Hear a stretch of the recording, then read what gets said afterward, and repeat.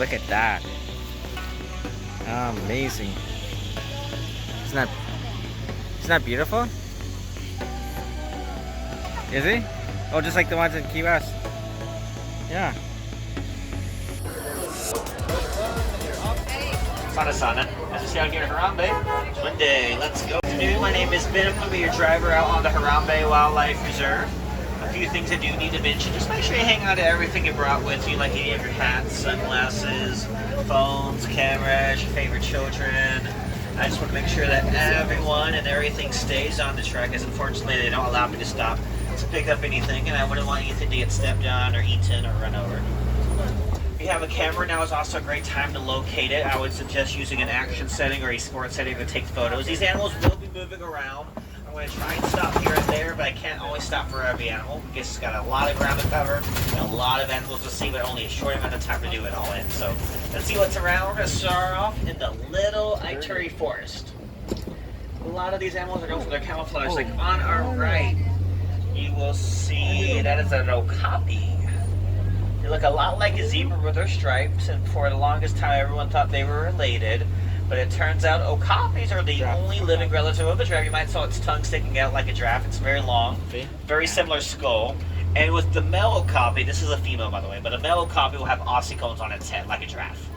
So that's how you can tell okapis are related to the giraffes.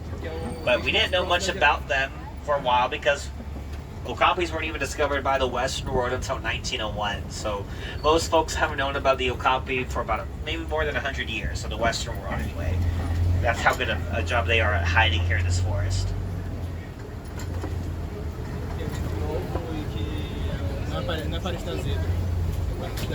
We'll see what else is around. We're going to pass by some watering holes, eventually stop by the river and see what's around there. Love it. But we're reaching the time of day that certain animals are going and getting some rest while other animals are waking up. So it's kind of that in-between time right now. So we'll have to look around bushes, probably in the shade. See some birds like the saddle-billed storks hanging out. Very tall bird that can reach 5 feet tall and have a wingspan of 9 feet wide, which is as long as the rows you're currently sitting in. But yeah, see that wingspan right there? Wow. Oh, and there's a black rhino up on the hill to our left, walking around now. A black rhinoceros can weigh about 3,000 pounds. Nice. It has its horns, which are made out of keratin like her fingernails, but much tougher. Wow. Sadly, though, for the black rhino, hundreds of thousands have been illegally hunted. That is one of only 5,000 still remaining in the world today. And there's also a few antelope like these bongos moving around. They're reddish brown and are known as the ghosts of the forest. So they're usually hiding during the day and are more active at nighttime. You see those saddle-billed storks, named because of the yellow saddle shape that they have on their orange belt. Let's see what else is around. We're going to leave the forest, eventually get to the savannah, but first we've got to cross the Safi River to do just that.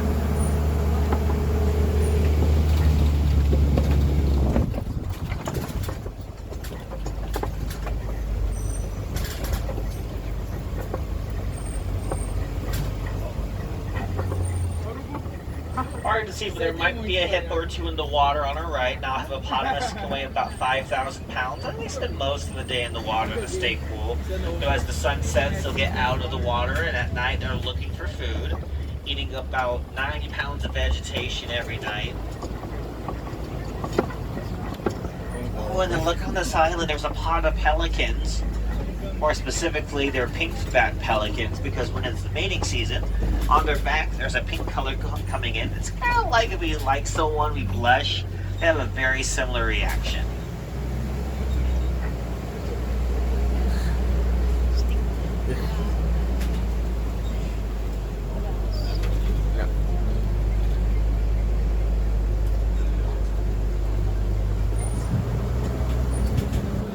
That smell is probably due to the hippos.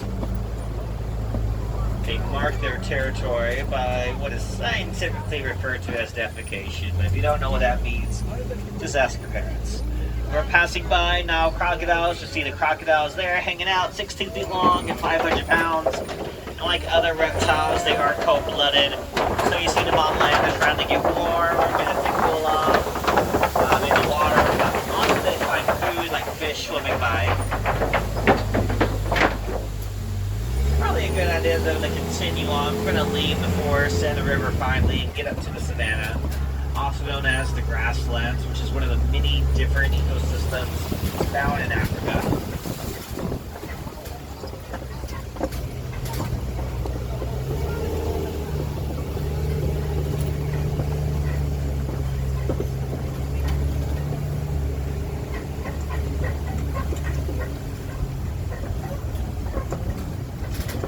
Very interesting looking tree on the pasture side. That's a Baobab tree.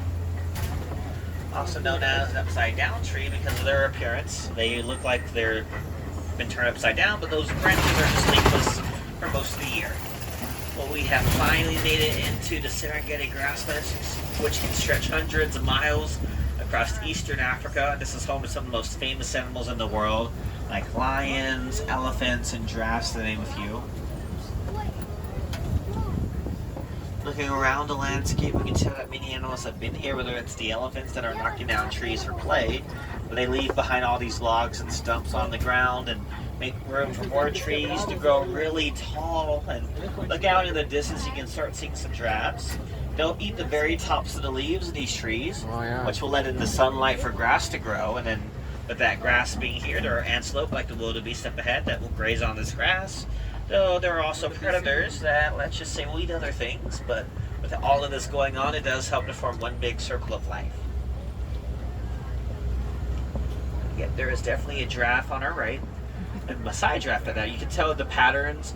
Maasai giraffes have rough, jagged edges to their patterns, so different giraffes will have different patterns. I know the one that's pictured above, the reticulated giraffe, has a more net-like pattern, so you can learn a lot about giraffes just by looking at their patterns, which are very unique for each giraffe.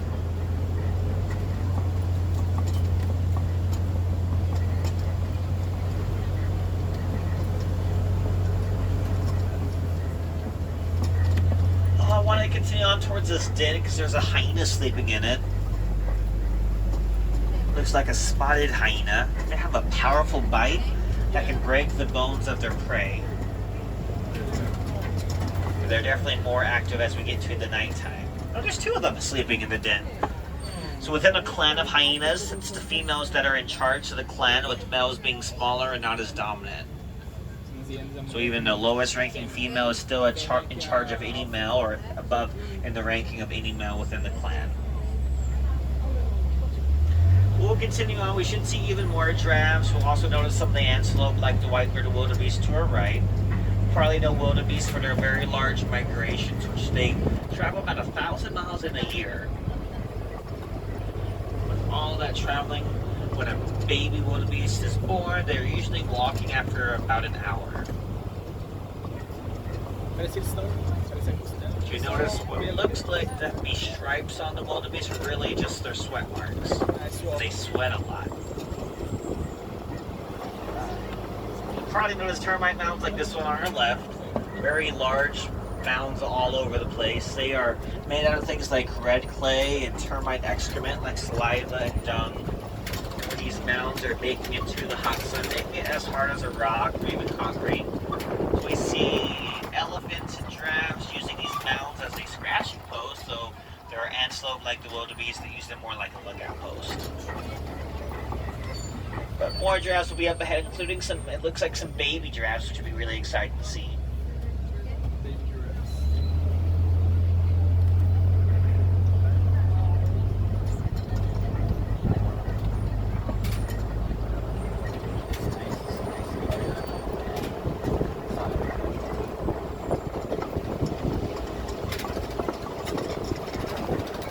There's some tiny antelope called springbok on our right as well. You see them, some of them are laying down, some of them are walking. Springbok are only around 3 feet tall, but can jump 6 feet high and then 13 feet forward. So that's how they got named as springbok, when they're springing around across the savannah. They're also very quick. They can reach speeds of 60 miles an hour. So springbok, tiny antelope on our right, they're one of the top 10 fastest animals on land. Wow. So cute. Scratching like this. Then straight ahead, see some baby giraffes. There's quite a few of them. When a baby giraffe is born, though, they're already about 6 feet tall. So usually baby giraffes are just as tall, if not taller than us. So I'm about 6'3", so we're about the same height. So if you're about 5 foot tall, usually the giraffes could tower, even a baby giraffe could tower you. This is a very rare sight to see giraffes laying down because they're very vulnerable to predators like this. Preferably, they want to stand up so they can see Yeah, I what's see that. going on Yeah, the around. baby. And we'll see the Ankole cattle, little massive horns on our right, about 6 feet long. Now, this antelope on our left, this is a Patterson's eland, and eland are the largest antelope in Africa. He is about 7 feet tall and close to 2,000 pounds. Wow. You'll see the rest of his family on the right side. Those are the juveniles, some of the younger ones. We'll slowly go past this Ankole cattle, also known as the Watusi cattle for the Watusi that domesticated them. Oh, but there's a giraffe crossing. Big arms. Closest yet. Nice and slowly around here because of how close these giraffes are to the road.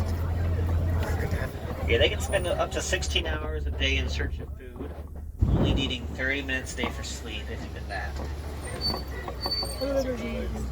Oh, get another one. Oh, so cute. Oh, it's so awesome.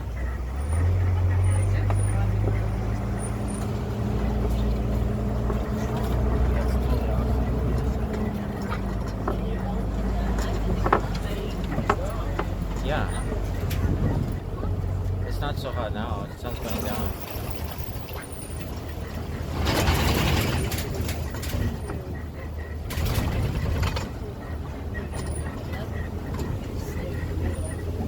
Yeah. Just put some horns on me. I'll be out. I'll save the heat.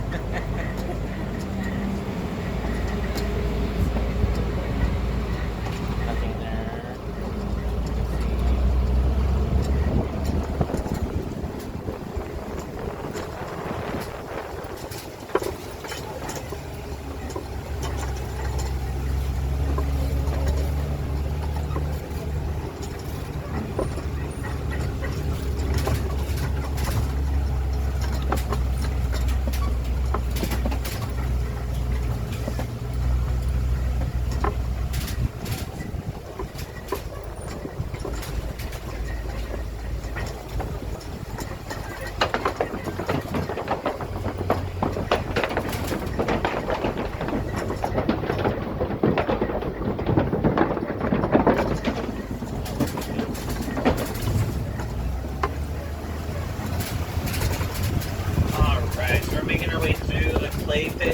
test marks, footprints.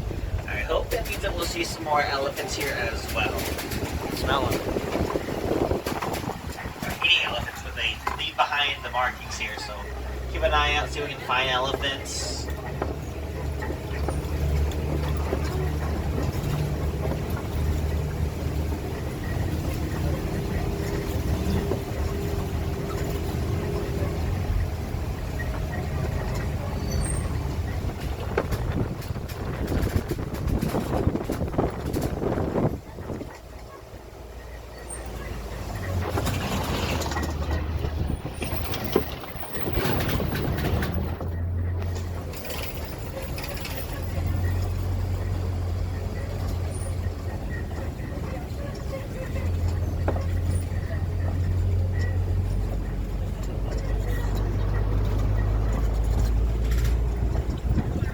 By a few more of the Baobab trees. They can store thousands of gallons of water in their trunk, live for thousands of years. We see any of the animals drilling holes into the trunk for water.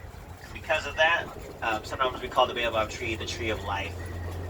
Oh, that's how it fascinates. Now I get it. Here. We're gonna Now I get pass it. by some watering holes. I didn't know that, but now. Oh, is that mallard duck? And it appears a lot of greater flamingo are hanging out. It also sounds like some rhinos might be blocking the road ahead of us, which is why we're having to wait for a moment. Again, up ahead, greater flamingo, the tallest flamingo in the world. Though the reason that they're pink, despite them being the lightest shade of pink, is because because of their diet. They eat a lot of things like shrimp and algae. They eat a lot of things rich in beta-carotene. So it's not just the shrimp in their diet, but it's the beta-carotene that's in their diet that will turn those feathers pink. And that can take up to 2 years for that to happen. Legs are really pink. Probably one of my favorite names for a group of animals. When we see a group of flamingo like this, they're known as a flamboyance. That's the official group name for a group of flamingo. Look at the beaks, so cute. See them? Right here.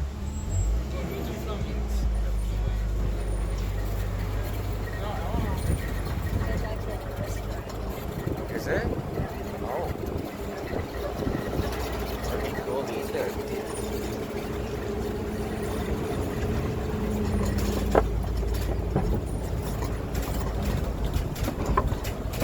Now let's continue on. We're going to make our way through some mud wallows, elephants, rhinos, many of the big animals. They love to bathe in mud. They're trying to cool off when it gets really hot out. And sure enough, I do see the white rhinos up ahead.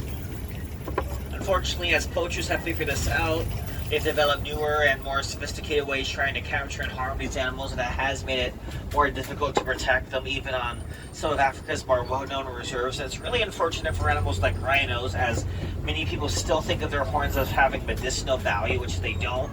They're made out of the same material as our hair and our fingernails, so we wouldn't use that for medicine, so why should we use the rhino horns? So through education, we're hopeful that we can educate and let people know that rhinos need their horns a lot more than we do. But yeah, that is a rare sight. I haven't really seen them in a while, but the ostriches on our right side are the largest birds in the world. Though they don't fly, they'll use their wings for running. When they're running at speeds of about 40 miles an hour, their wings will help direct them where we're to go. Look like both of them are female ostriches with the gray feathers. If you see an ostrich with black feathers, that would be a male. Let's get closer to those white rhinos. They're over 5,000 pounds, so they're definitely bigger than the black rhino we saw earlier. But as we're getting closer, you're going to notice that they're not white. We think, though, their name is a mistranslation of the Afrikaans word of bit or wide, as they definitely have a wide mouth and a wide body in comparison to other rhinos.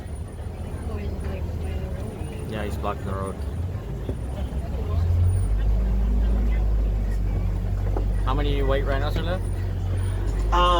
Currently there are a couple hundred, not 100,000, but I would say about maybe like 20,000 white rhinos currently remaining in the world. These are southern white rhino. Unfortunately, though, the northern white rhino is going to be going extinct in the next few years, unfortunately, because there are no male northern white rhinos. There are only 2 female northern white rhinos still remaining in the world. But these are the southern version of the white rhino. And they're usually found in a small family group like this, a group of rhino known as a crash. Wanted to pull up a little bit more so y'all can see the cheetah laying down as well upon the hill. They can go from 0 to 60 miles per hour in about 3 seconds. So cheetahs are sprinters. So though they are very fast, they can only sustain their speed for only a few hundred feet before they have to lay down like this. And you'll notice he's moving his ears around, or I think she is. She moves her ears around so she can pick up on sounds. Rhinos, they don't have the best eyesight, so by depending on what they're hearing, they can figure out what's going on around them.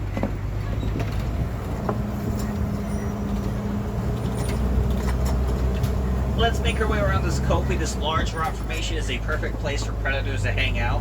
They will want to get on top of the rocks so they can look out over the savannah for potential prey. And we'll see even more rhinos as we continue, more of the white rhino.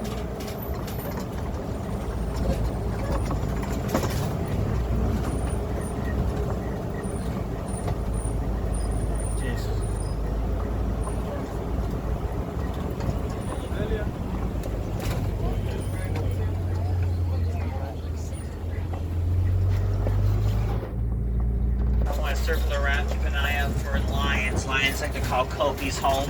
The lions are inactive for up to 20 hours a day, so many times we see them sleeping and resting. Like the male lion here, you see his mane, and the darker his mane, the more mature he tends to be. But he's going to want to watch the cubs protect the pride, while the lioness, the female lions, are the hunters of the pride.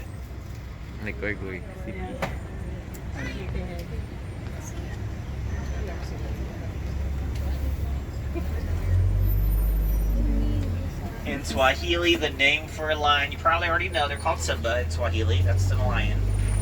Oh, and warthogs too. There's the largest burrowing animal we see in Africa. They have their large curved tusks that make burrows. Their sharp tusks more for defense, but they like getting out and about at night and looking for food, as we can look like that's what they're getting ready for now.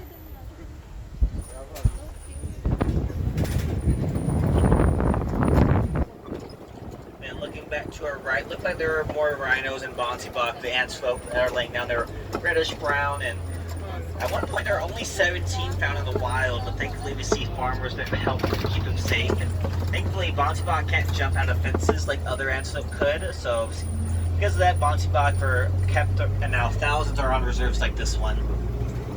Oh, you saw those eggs. Those are ostrich eggs, which are very tough, but you can stand on those eggs without breaking them. And they weigh about the same size as 2 dozen chicken eggs, or about 3 pounds.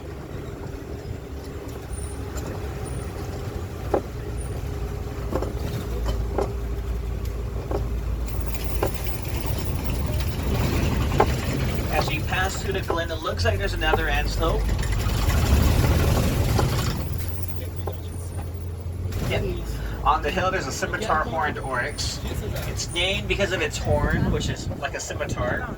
A scimitar is a curved sword we see in the Middle East. But they can go long periods of time without drinking water, so they eat trace amounts of like grass, things like that, with keeping the water inside. And because they don't sweat until it reaches 150 degrees Fahrenheit, they're able to keep their moisture pertained to their body. Well, we've seen a lot of animals today. Imagine living here with them. Of course, we see predators like lions, cheetahs, and even the hyenas that could cause problems and threaten the lives and livelihoods of people living here. And then historically, there are a lot of big animals like rhinos and giraffes that can cause problems in their own unique ways. So we are working with organizations like the Disney Conservation Fund to help protect the animals, as well as help the people out here too.